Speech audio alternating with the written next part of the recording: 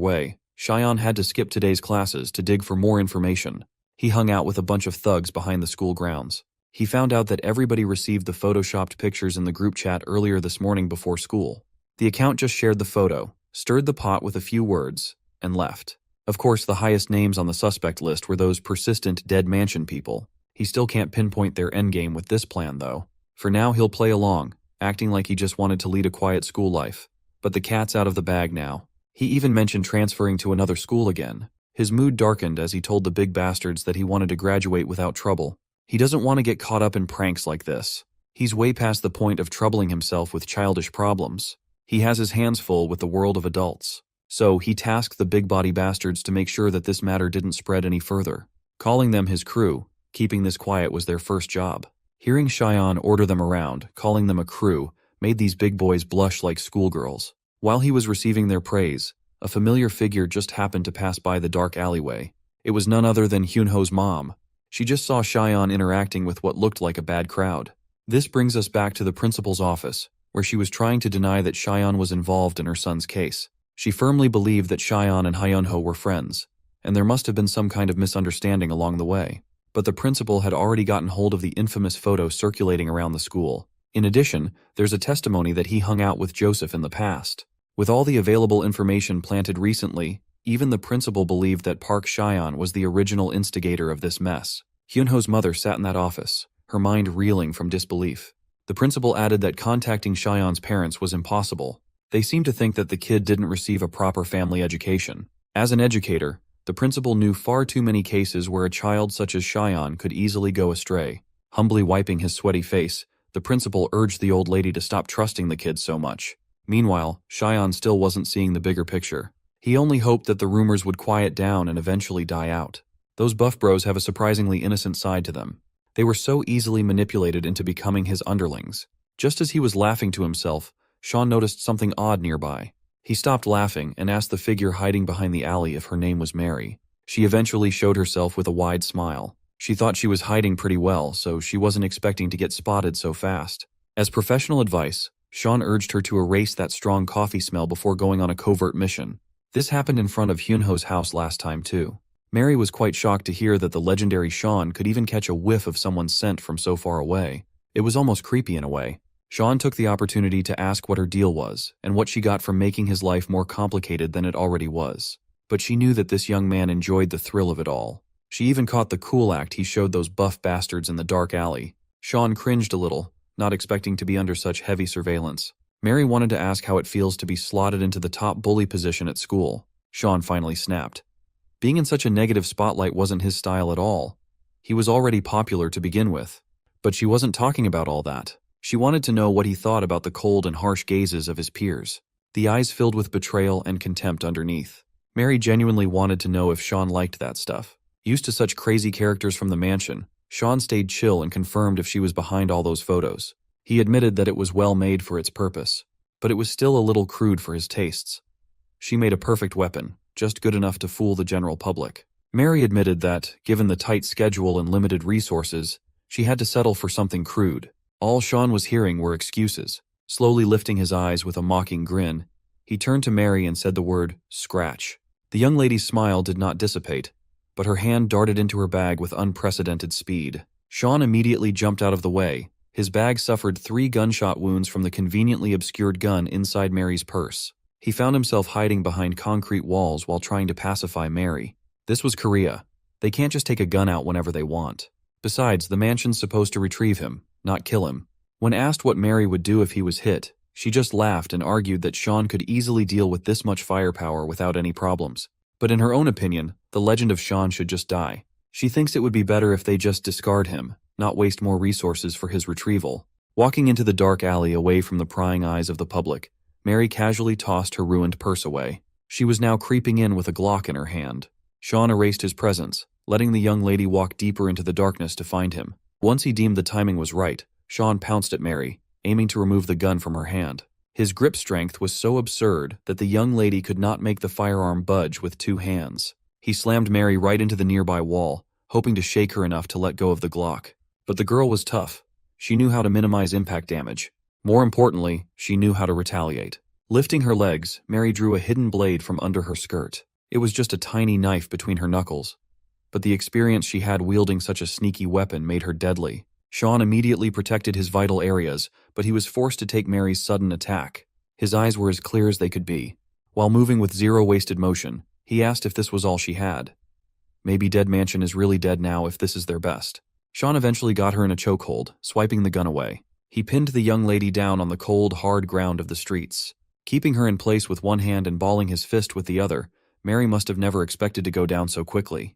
Instead of despair, she rolled over with a sly smile on her face. When it came to the matter of being defeated, Mary would like to beg to differ.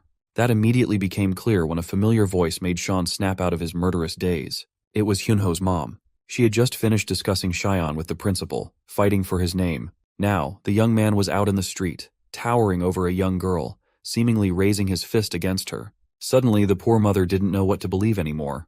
This polite young man was supposed to be her son's friend, so why was he behaving like a thug? Mary might be the one lying down on the floor, but she had the smile of someone very pleased with herself. Hyunho's mom finally asked Park Cheyenne if it really was him who hurt her son. Cheyenne immediately sobered up, realizing what his position might look like to those who didn't have the assassination context. Mary was not going to let him get another word of explanation in, though. The young lady played up her distress, getting up from the ground and crying while pleading for Hyunho's mother. Given that they were partly acquainted with one another, the mom asked what exactly was going on with Mary and Cheyenne. No matter how much he tried to discredit her words, he was unable to do so. When the mom yelled at him, calling his full name, Cheyenne was stunned. His obedience made it impossible to go against her words. When she ordered him to stay right where he was standing, he had no other choice but to follow. So, he did not dare move another inch. Balling his fist in frustration, he recalled the 3 principles. A parent's command was absolute. Mary then started pouring toxic ideas into the mom's ears. On that day, when she got Eugene back home, the kid's body was covered in bruises, and they wouldn't talk about the injuries. According to Mary, the kid kept insisting that brother Cheyenne had done it. Recalling that time when she caught Cheyenne wrestling with the kid as Cheyenne made an excuse that they were just doing some morning exercises, it wasn't hard for Hyunho's mom to connect the dots. There was also the principal's assessment and the testimony regarding Cheyenne's link with Joseph. Mary continued that she just wanted to ask Cheyenne about what really happened, only for the young man to lash out and hit her in the process. Cheyenne naturally denied these allegations as much as he could. The dubious Mary was laughing at him on the inside. They might not be allowed to touch Sean's new mother, but there are plenty of ways to get to him without the threat of violence. Sean tried his best to appeal to the mom. He asserted that Mary was a liar, and all it got him was a crisp slap on the face. Sean was speechless. His mom had just laid her hands on him. According to the principles, all Dead Mansion has to do is make the current parent give up on Sean herself. Right now, that's precisely what she was doing. As the upset old lady continued to express her disappointment and anger, Sean feared for her following words. Finally, she told him to never come back ever again. That was the final nail in the coffin. Everything went as Mary had planned. She was quite a genius. As she was about to get into the next phase of her plans, a familiar disguised face made itself known. Her stride was broad and powerful. She commanded an air of confidence and control. It was none other than Sister Rachel in her mommy disguise. It was time for her to swoop in and play the role of the disgruntled parent of a troublemaking child. Lifting her glasses, she sounded like an exhausted mother who couldn't handle the antics of a hopeless child. When she told Cheyenne that it was about time to go home now, the young man was visibly shaken. He did not want to return. Back in the Dead Mansion, the director flashed his disgusting grin, showing his bejeweled teeth. On the phone, he had just received updates regarding the success of Sean's retrieval. He praised Mary for such an excellent job. The perv was so excited at the prospect of his greatest weapon coming back that he lost all strength in his knees. He kneeled before a painting of the Lord and thanked the heavens for answering his prayers. The director attributed all the success to Mary and her twisted ideas. She made a truly befitting resolution as Dead Mansion's most excellent strategist. Acting modest despite all the praise, Mary insisted that she just did what the director wished for, and she would continue doing so. When the old perv started going on and on about how the legend of Dead Mansion was finally going home, that Sean was finally joining their ranks again, Mary's mood took a turn for the worse. Her next orders were to return as quickly as possible, and she accepted the task without a fuss. On the other side of the room were Sister Rachel and the parentless weapon, Sean. They were busy eating pizza, ice cream, spicy noodles, and all kinds of good food.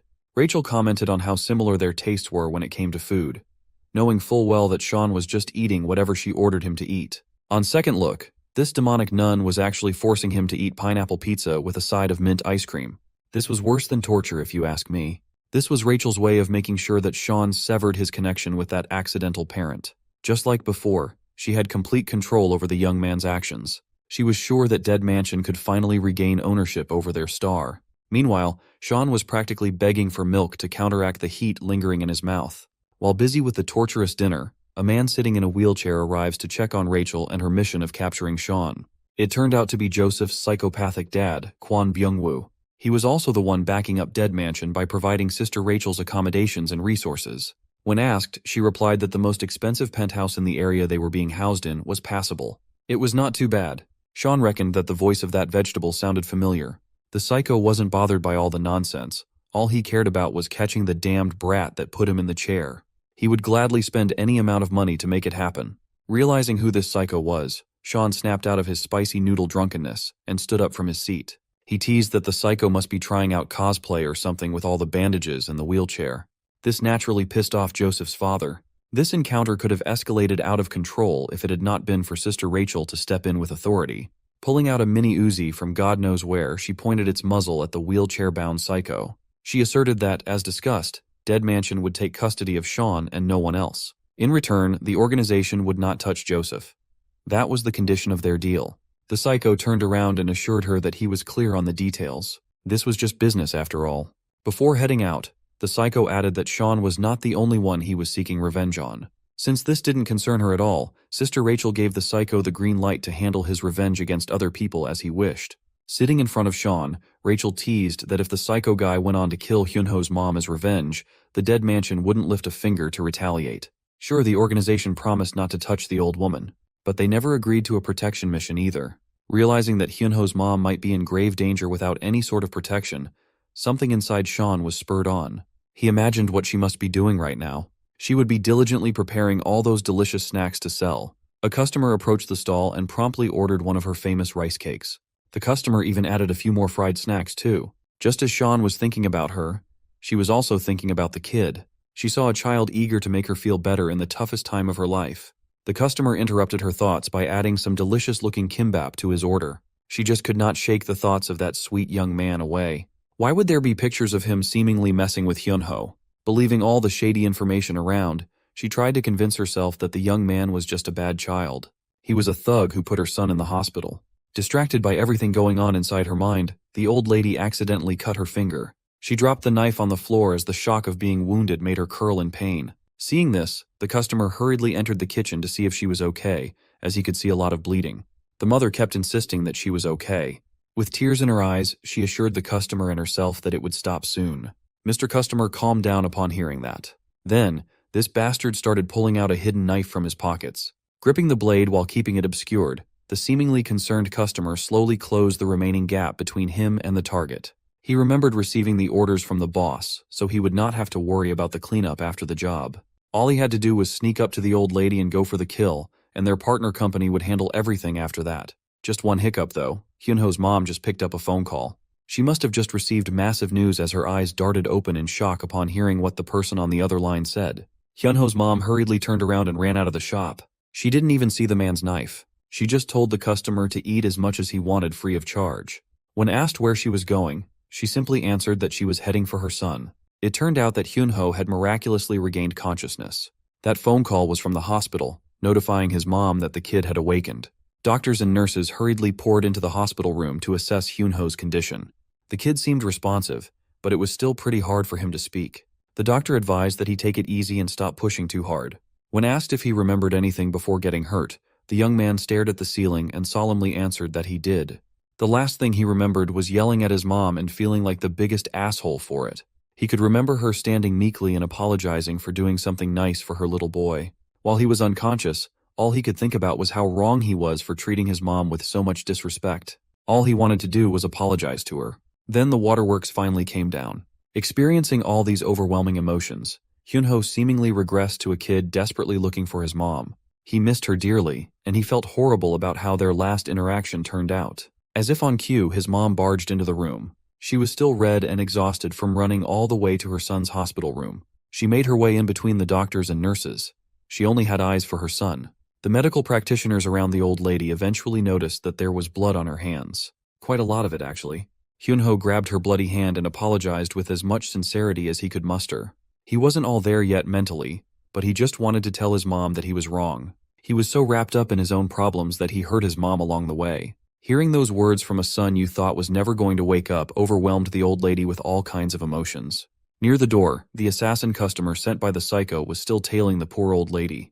He called his boss, telling him that the mom and son were in the same location. They could just simply handle the two together when the chance presented itself. But the boss ordered the operation to stop. The psycho smiled menacingly as he formulated a change of plans. Back in the penthouse, Sister Rachel was going sicko mode on the furniture around her. Nothing was spared from her rage. Her mouth was bleeding while she was holding her submachine gun. She was chanting curses as if she had been wronged by someone. That's because she had been. That psycho, Joseph's father, dared to kidnap Sean, breaking their agreement. The psycho had just thought of a much more exciting plan. He could personally handle Hyunho and his mother right in front of Sean's eyes. Going back a few days ago, we went to the White Tiger Job Center, where laborers are always for hire. Inside, Sister Rachel felt uneasy with her mission. Beside her was that kid, Eugene. Both were on pins and needles while sitting on the couch, waiting for any updates. They were greeted by a pretty office lady with a nice smile. In her hand were 3 cups of coffee for herself and the guests. Rachel criticized the lady for moving so slowly, asking if making her wait so long was worth it. The office lady laughed lightly and apologized for taking so long. She explained that the market and Byungwoo Construction's headquarters were in shambles due to the many things that had to tally after Rachel had made such a big mess. The lady offered Eugene a little cup of hot chocolate, reminding him to drink slowly. Surprised, the kid thanked her for offering. Sister Rachel looked unamused. They were shelling out quite a bit of cash, so a little trouble shouldn't be bothersome. This was a professional agreement after all. Hearing her mention professionalism, the office lady took a seat and agreed they should conduct themselves as professionals. But isn't it deeply unprofessional when one party makes a massive mess without considering the aftermath? That's what the office lady thought. Hearing the lady take a jab at her actions annoyed Sister Rachel. She was quite adept at disguising her words with pleasantries, though. Eugene just sat there in the middle of all the tension, thinking he should have just stayed at the house. Anyway, the office lady had already taken care of everything, and it was up to Rachel to look at the reports, even though she was being blatantly disrespected by coffee served in a paper cup. Byungwoo Constructions also said they didn't need any compensation for damages. The office lady was quite curious about that. Rachel answered that it was an equal exchange between two parties. That's how professionals get things done. Whatever mess Byungwoo Constructions made would have nothing to do with the dead mansion. But the office lady gravely advised Rachel to take a more careful approach from now on. Curious about the ominous tone, Rachel asked what that advice meant. The office lady asserted that professionals should deal with other professionals, not with reckless delinquents. This Byungwoo Constructions organization was a little too hard to trust. Against Rachel's judgment, maybe they were not worthy of being business partners. Back to the present, she was experiencing the fallout of not listening to the office lady's advice and distrust for the dubious Kwon Byung-woo. The chairs and tables of the penthouse suffered in the hands of the angry nun. When she brings out the guns, you know it's serious. It turned out that the psycho had Sean kidnapped and boarded in a moving truck. Kwon Byung-woo's lifeless eyes poked through the bandages, pleased with the sight of the young man he so badly wanted to punish. He was not expecting such an efficient killing machine to be so useless without the orders of a parent. He rolled up to the young man, petting Sean's hair. Now that he's under Dead Mansion's guidelines, Sean can't really do anything without their proper orders. The psycho was very fascinated by such a powerful degree of brainwashing. Looking at Sean's wild eyes, Kwon Byung-woo could feel his twisted desires flaring up. Turning his chair around, Byung-woo laughed like a kid as he suddenly thought of something interesting. He imagined getting into contact with the organization and purchasing Sean to be his property. From then on, he could just order Sean to kill the old woman from the snack shop. That would be a twisted scenario that only an unhinged mind could think of. Laughing like a maniac, the psycho was quite pleased with how interesting that idea would be to see. He toned down the teasing a little bit.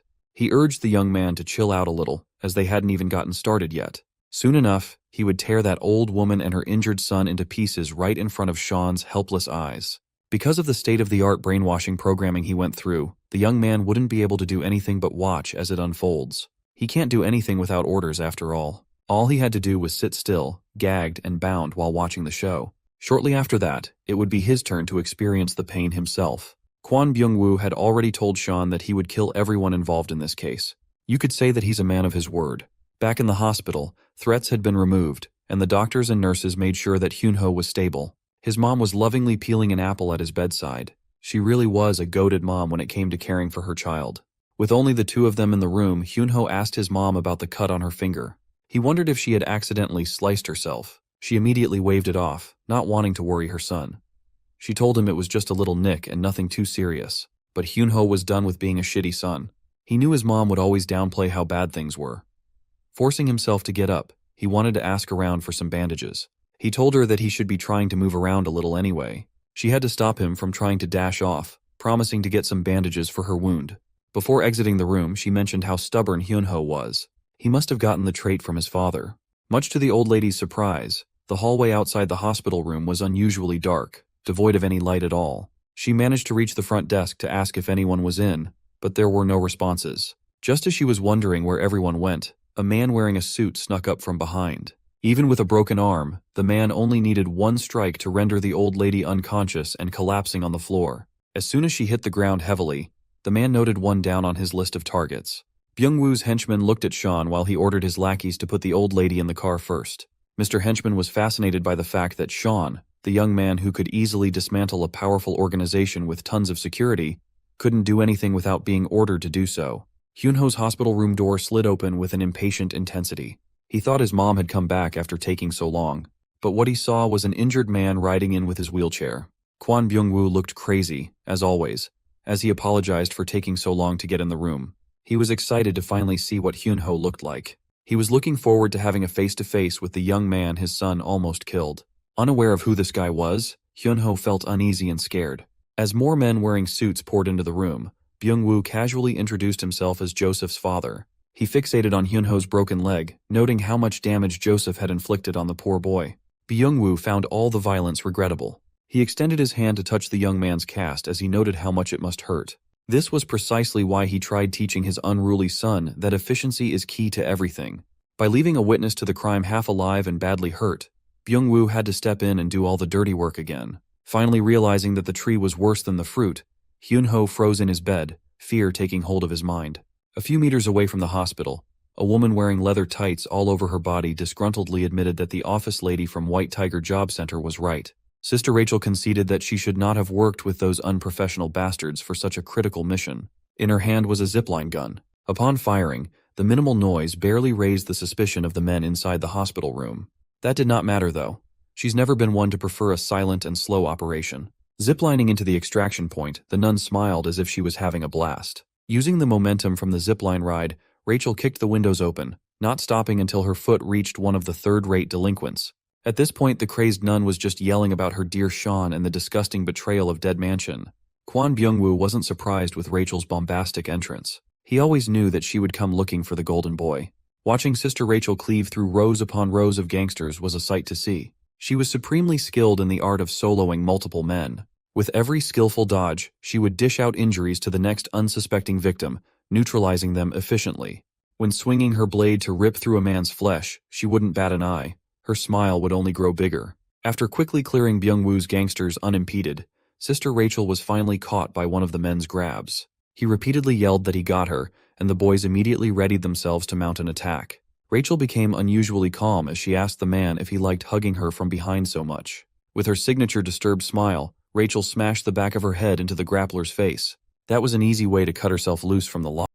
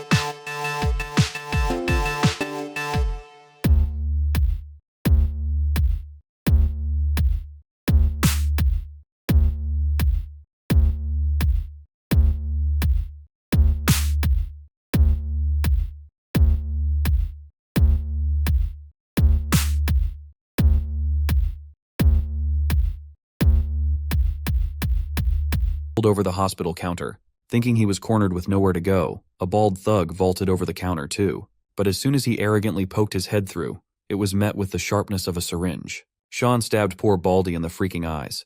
That was just the start, though.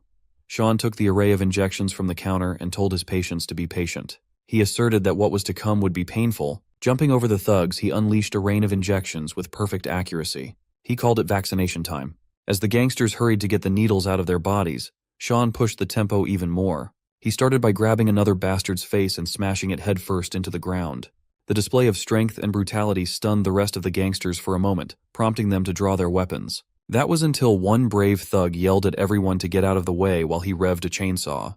Buzzcut came in with the intention of splitting the kid in two, wearing a freaky smile on his face. Sean immediately booked it out of there, acting as if he was flustered by the horror movie weapon.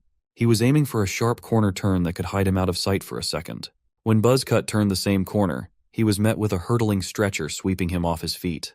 This little trick almost got Sean's head split in two, but the length of the electric chainsaw didn't reach. Buzzcut was dazed by his sudden position. Sean tying him up tightly to the stretcher did not help either. Sean asked Buzzcut how he was planning to use the chainsaw while pushing the stretcher.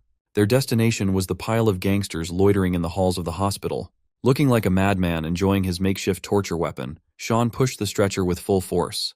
The next minute was full of gruesome screams and sounds of flesh getting torn apart. By the end of it, Buzzcut was practically unresponsive. He had passed out midway through cutting a battalion of his friends with a chainsaw. Sean could not believe that his pochita broke so easily. He playfully urged Buzzcut to stay awake, as he still had a lot of questions. Chief among them was the location of Hyunho's mom. He would gladly stab a man through the cheeks to get answers. Rachel came up to him, impressed that he finished one side of the hall so quickly. Those who did not die from the barreling chainsaw ran away, so it was not as fun. Sean floated the idea of chasing after the gangsters for the sake of Hyunho's mom. Rachel was heavily opposed to that idea. She did not come here to rescue some old woman. She came because these amateur bastards tried to kidnap Sean, a property of the dead mansion. Sean himself fought like a good child and used his powers to protect her.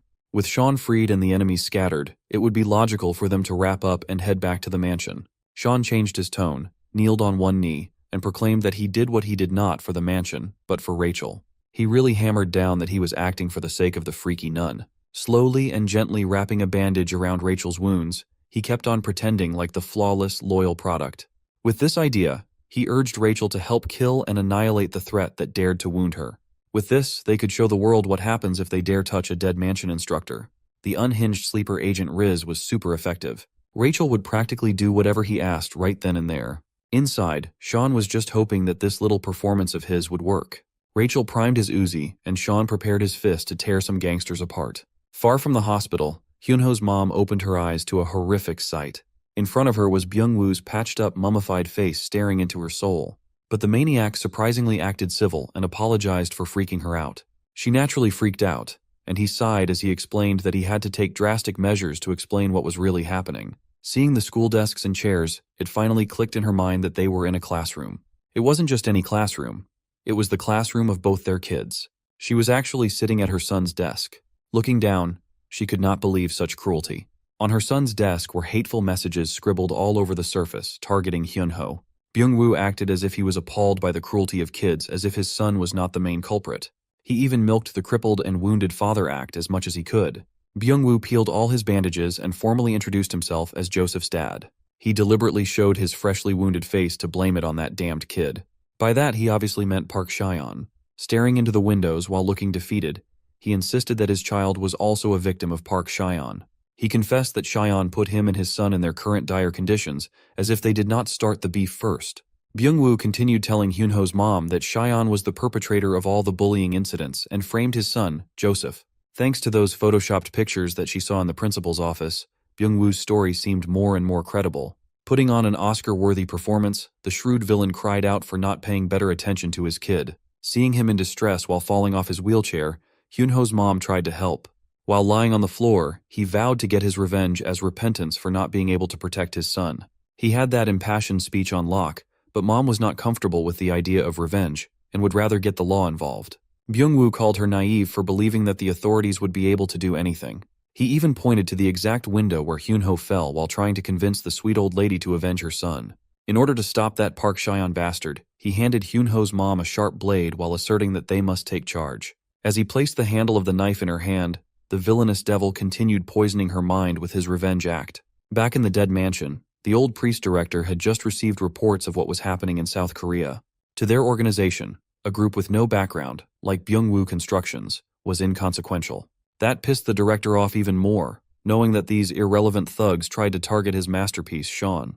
That same night, Rachel rounded up the good children in her team to receive the mansion's orders. Even Mary and Eugene had their weapon of choice on hand, gearing up for a mission to show these nobodies the price of messing with the dead mansion. This would be Shaun's first order back in the graces of the mansion, so the director wanted to see some action. The team was given the green light to pass the wrath of judgment to the puny construction company. While walking through the halls, Shaun noticed that he had left his earpiece back at the desk.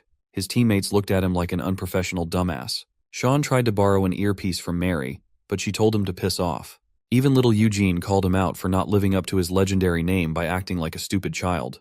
It did not take too long for Rachel to find that Byung-woo and his goons had run to the school based on nearby traffic cameras. If the devil was here, then Hyunho's mom would also be in the same place. Rachel quietly took note of Shaun's fixation on that old woman. Shaun was acting like a careless fool, but he had come to this place with a purpose. Rachel had to remind him that they came here to eliminate the enemy and nothing else, not for something useless. He assured her that he knew what he signed up for, but something was brewing inside the young man. If all he had to do was destroy everything in sight, it should not be too hard, right?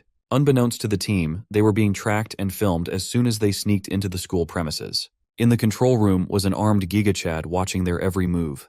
He knew that he was tracking Dead Mansion people and what that meant, but he didn't mind. All he cared about was the increase in difficulty that would require extra payment in his pocket. Giga Chad's partner in crime had also heard of the mansion's child killers, but that's actually an oversimplification. Dead Mansion people are just mercenaries like them. They are just a bit younger and a lot more valuable. Byung-woo wheeled his wheelchair to the control room and promised the two mercenaries however much they wanted, as long as they could get rid of the Dead Mansion people as promised. There were supposed to be 3 mercenaries, but Giga Chad's big brother was running late. Still, he was confident that this could just be a 2-man job. Byung-woo still felt a little insecure, knowing how formidable Shaun and his gang were. Feeling insulted by the lack of confidence, Giga Chad threateningly insisted that the job would go without a hitch. Dimitri had a habit of scaring people like that.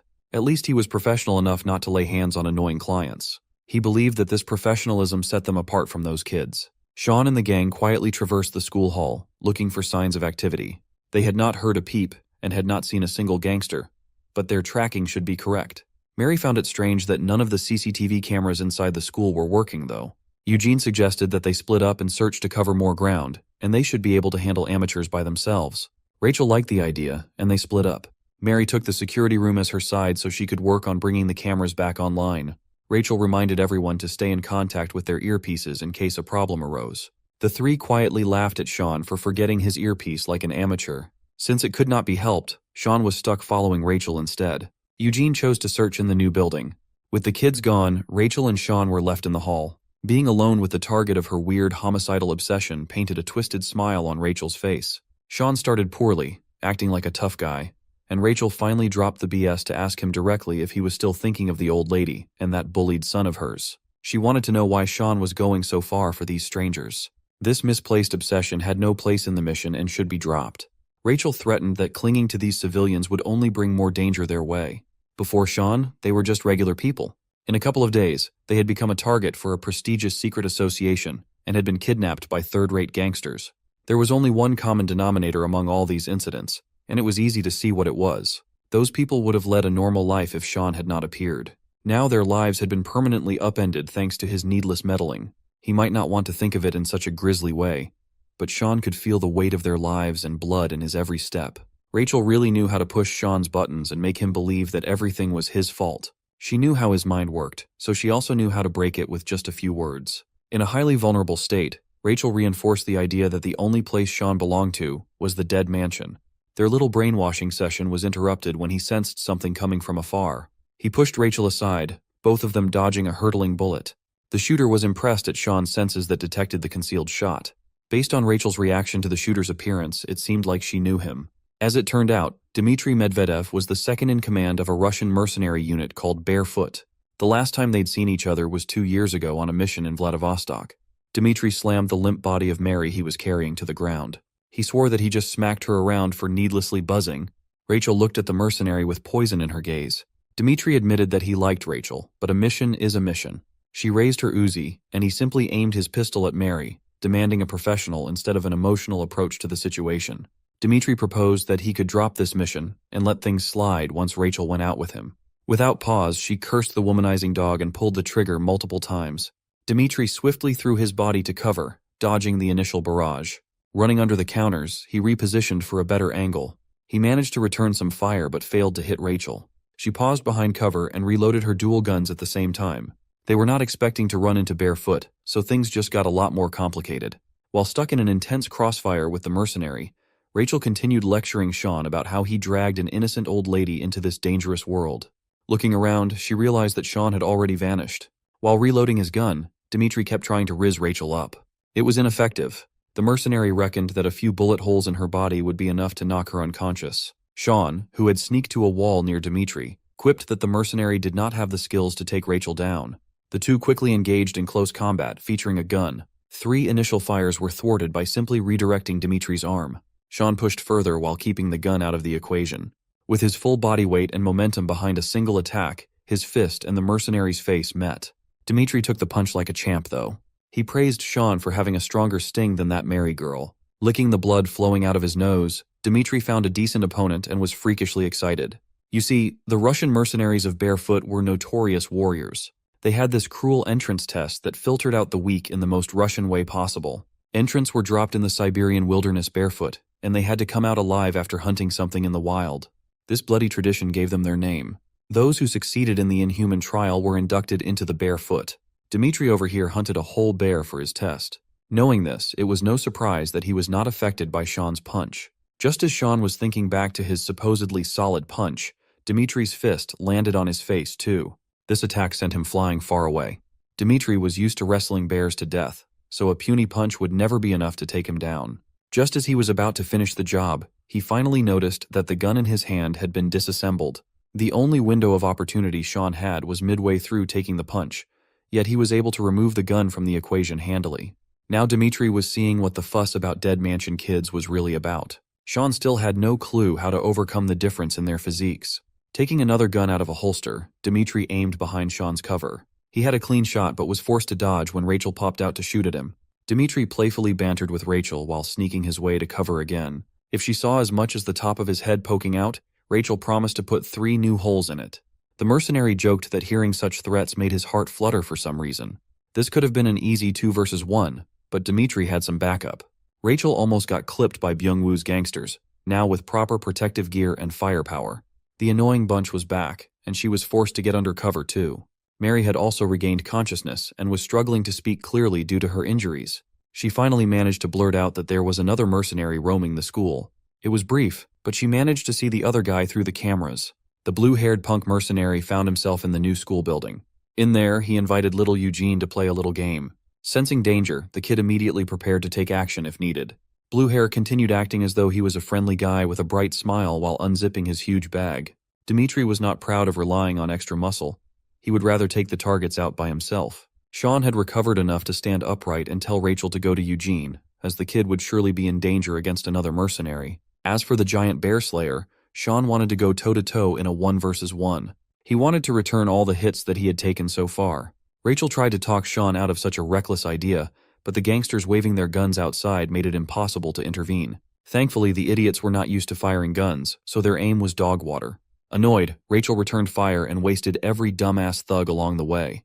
Those hit either died or suffered serious damage, while those who remained uninjured were too scared to fire back. Sean was dead set on taking on Dmitri solo. He was determined to prove that his legendary title was not just for show. Rachel finally conceded and carried the injured Mary out of the hall. She ran while picking off pursuers as if she were playing zombie mode. Dmitri did not like that at all. He was really into Rachel. Sean punished that little slip of attention by landing a hook to the face. Dmitri tanked the shot and primed his own fist for a counter. It was a monstrous straight that felt like it could blast a hole through a person. Thankfully, Sean reacted fast enough to dodge. Dmitri does not like being interrupted, especially when he is trying to riz up a baddie like Sister Rachel. Sean was having a difficult time dealing with the heavy bear-killing punches. The best he could do was parry. But Dmitri was a seasoned fighter.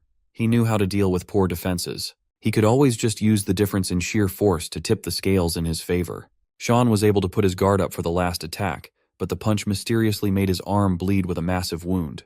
The mercenary used the gun he took apart earlier and jammed the hunk of metal into his flesh. Sean insulted the big man for still using petty tricks, given his size. But all is fair in a fight to the death. He preferred the term strategy. Sean asserted that the use of such petty tricks was the exact reason Rachel would never play with Dimitri. At first, the big man was insulted, but then he was impressed by Sean's effective taunting. Still, you could see that being called out was irritating the mercenary. Sean just happened to find a sore spot in Dimitri's nerves. He really liked Rachel.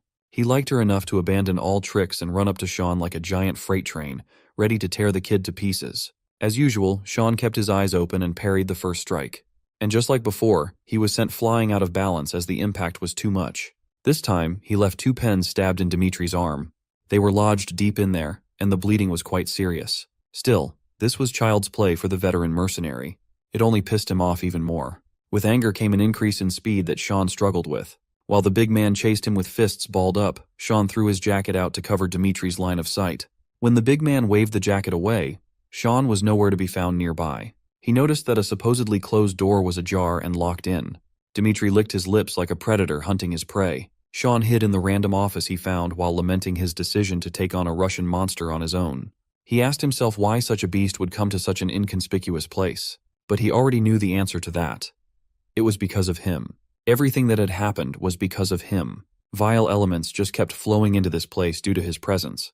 Maybe he really was responsible for the ruin of normal people's normal lives. Maybe Rachel's brainwashing technique was way too much to shake off. Nevertheless, this helpless and powerless situation made Sean angry. It was not the loud kind of anger, but the more terrifyingly calm type of anger. Dimitri kicked the door open, eager to finally end this game. Sean ignored the boisterous big man as he stood up and accepted that Rachel was somewhat right. If he had not come here, there wouldn't be an elite mercenary wreaking havoc on a high school campus. Hyuno's family would have been fine too. Sean accepted that he contributed to the reason for things turning out like this, but that only fueled his desire to end this chaos with his hands too. He could not just sit, hide, and cry because it hurt. Dimitri sensed the change in the young man's aura and immediately stopped messing around. Knowing that he must end it quickly, Dimitri lunged with his combat knife. Sean calmly dodged without an ounce of wasted movement and responded in kind by breaking Dimitri's arm, literally reversing the big guy's elbow. He did not even see the hands that broke his arm with how fast it happened. With the threat of the knife neutralized, Sean used Dimitri's leg as a jumping pad. Sean scaled the giant and eventually planted his knee deep into the mercenary's nose. For once, he could be the one to call the big guy a twerp. The hit was solid and clean, but Dimitri was one tough nut to crack. He finally acknowledged Sean's name, showing respect to a formidable opponent. His nose bled, and he got another freaky taste while looking at the locked-in version of Sean. Let's rewind time to 2 years ago in the infamous Vladivostok mission, where Dimitri was commissioned to stand by outside a stronghold. Sure, he got a good rate for the mission, but he was just a glorified designated driver. It irked him even more that he was picking up little brats in the middle of the night. Hearing his complaints, Rachel corrected him for labeling the kids as brats. She preferred to call her little angels the good kids of Dead Mansion. They were perfect products. Dimitri was a lot more inexperienced and rough back then. Ignoring the driver, Rachel ordered the kids under her care to get in the vehicle one by one before the explosion. Just as young Dimitri was about to ask what this explosion business was all about, the grand stronghold behind him burst into flames. As he looked at the burning stronghold, Rachel urged him to get his ass on the driver's seat quickly. He followed suit and asked if Rachel caused the explosion. She simply answered that it was a product of the kids' hard work. She turned to the children and asked if the trip was educational. They single-mindedly confirmed. Then came the criticisms. David missed a lot of shots, most likely due to an issue with the gun. Rachel urged him to maintain his weapon in top condition. Amy's acting needed some work as she tended to mumble her words when the stakes were high. Tom was supposed to be the covert guy, but his footsteps were audible while sneaking in. As for Eddie, Rachel simply ordered him to throw the candies he took from the meeting room, as professionals should not leave any tracks that could be traced back. Hearing all these ridiculous criticisms, Dimitri laughed at how absurd it sounded. Just as he was about to light a quick cigarette, Rachel's eyes narrowed and stopped him.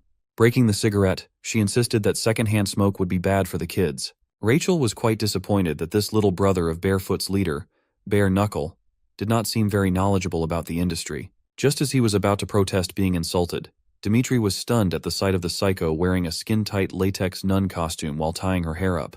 From that point forward, Dimitri had been smitten by Rachel's psychotic charm. Being young and inexperienced, he tried to hide it at the time, even though his face was blushing like a ripe tomato. Changing the subject, he asked where she got her scar. Dimitri even jokingly asked if one of the kids in the back gave it to her. Running her hand through the mark, she insisted that she got the scar while training Shaun, the legend of the dead mansion, Shaun. Even back then, Rachel had non-stop praise for the organization's masterpiece. At a young age, Shaun was branded as a genius in their field, the perfect product. At that time, they were still clueless as to where Shaun ended up. In fact, they were so desperate to find him that they would gladly get any information related to the kid. One of Shaun's identifying marks was the word 1 tattooed on his back. Back to the present day, seeing a glimpse of Shaun's tattoo reminded the big guy of his conversation with Rachel 2 years ago. While popping his joints back into their sockets, Dimitri gave his praise to Shaun's skills. As soon as the bones were back in their right places, he ripped his shirt open to have a man-to-man duel with a formidable foe. Dmitry Medvedev, also known as Grizzly, Barefoot's second in command, was ready for a real showdown. He lunged in with a knife in hand, and Shaun ducked to get out of the way. The forced movement got him trapped in the big man's grip. While firmly held by the back of his neck, Shaun was forced to eat a knee strike to the stomach. He gritted his teeth through the pain and did not budge. Shaun bashed his head against the big man's chin, stunning Dmitry for a second. He had enough time to reset and get out of melee range. Unfortunately, the knee strike fractured a few of his ribs and caused quite a bit of injury. Assured that he was holding the upper hand, Dmitry pushed harder. A quick slash went wide, missing Shaun's throat by a hair's breadth. He had hit this giant bastard in the chin at least 3 times now, but it did not even daze Dmitry one bit. His intensity and the quality of his attacks were not dropping at all. Finally, Shaun was pushed with his back against the wall. Even that wall was not safe against Dmitry's freakish strength and knife skills. Still, going this long without landing a killing blow was making him a little impatient. Dmitry wanted that intense and murderous Shaun from earlier to come back and face him like a man. His next stab was met with a metallic sound and a question. Did Dmitry ever receive a reward when he was young?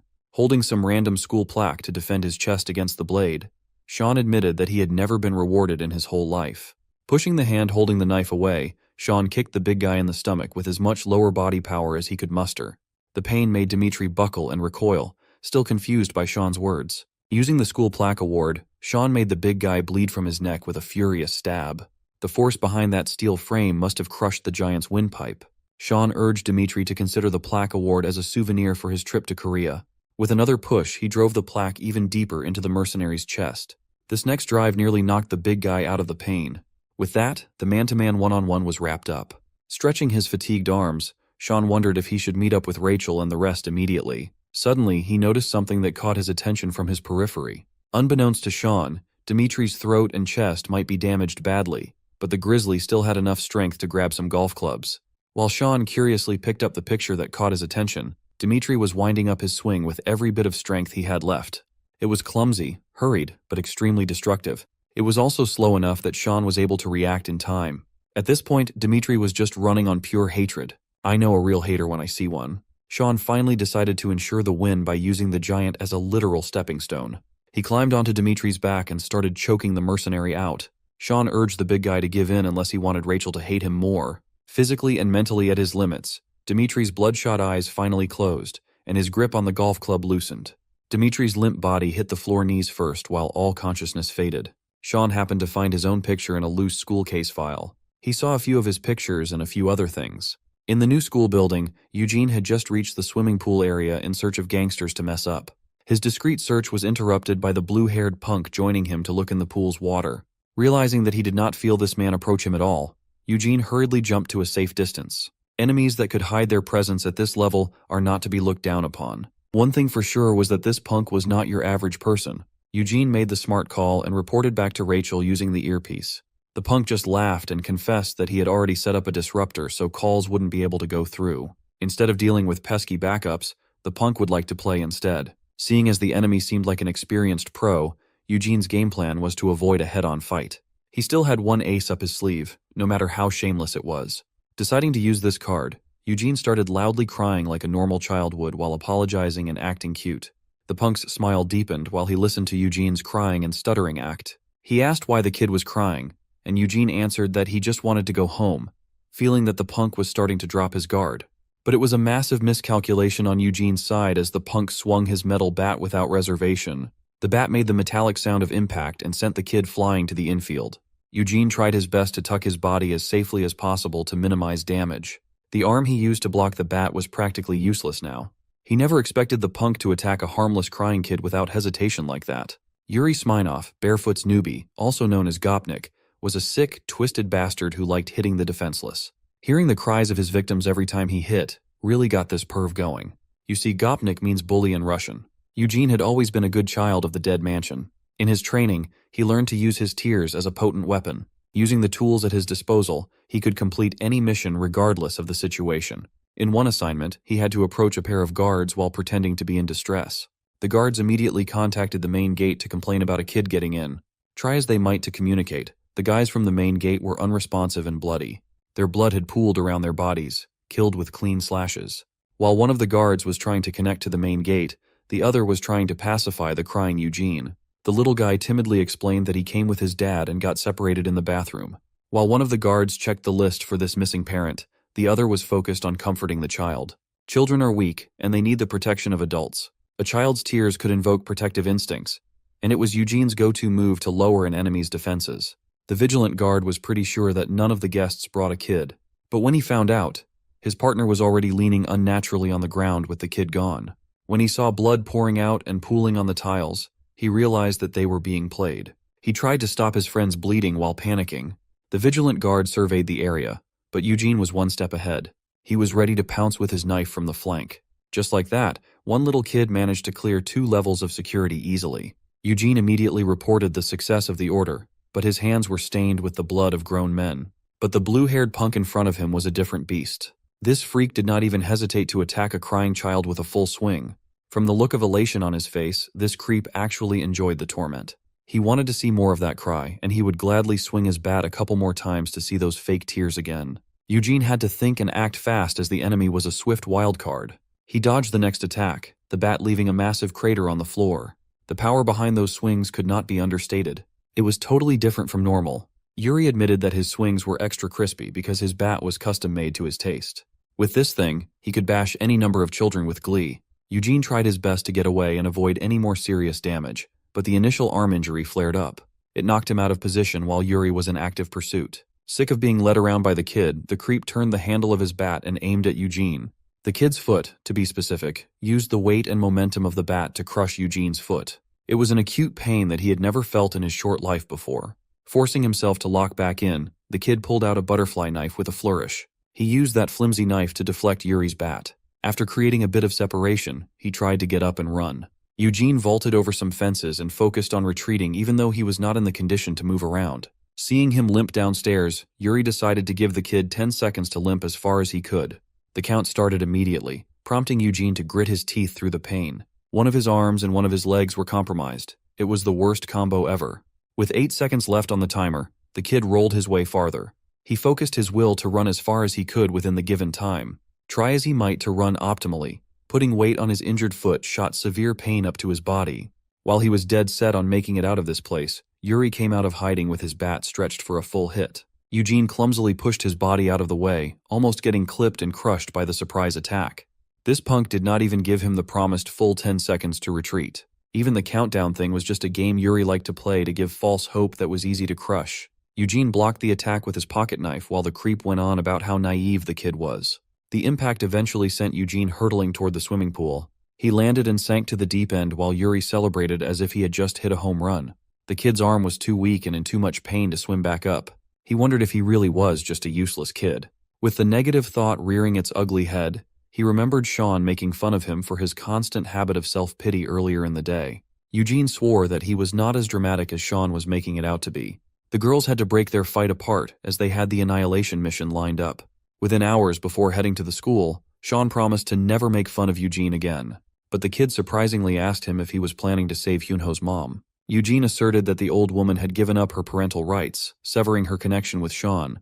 For the kid, exerting effort for someone who was not even family was weird. Eugene could still remember what that woman told him when he started questioning his upbringing. Seeing the child conflicted, Sean asked if the little guy also saw Hyunho's mom as family. Eugene had never had his hair ruffled lovingly before. But growing up to be an illegal multi-tool for the elite without receiving any love tends to mess kids up. Eugene just accepted that the old lady's definition of family was different from his. Sean's advice was for Eugene to ask the old lady what she meant the next time they saw each other. He even brought up the fact that Hyunho's mom also wanted to see Eugene over her home again. Quietly, the two good kids fostered this unlikely commonality between them. But as of now, Eugene was slowly sinking to the pool's floor while his strength was slowly sapped away. Yuri watched him sink, worried that the fun would be over so soon. Eugene finally broke through the water to inhale copious amounts of air hungrily. He flailed and cried while screaming that he did not know how to swim. Yuri held his stomach in laughter. He was just having too much fun tormenting the kid. This Gopnik extended his metal bat to give Eugene something to hold on to for safety. Eugene was a child who invoked protective instincts. Yuri, a trashy bastard who did not care about life, was a nightmare matchup. Finally, Eugene was able to reach the tip of the bat to hold on to. Just as he was about to reach safety, Yuri raised the bat playfully. With a simple whoop, he insisted that the bat slipped, and Eugene would have to just sink into the water and die. Yuri would have really saved the kid if he just held onto the bat a bit longer.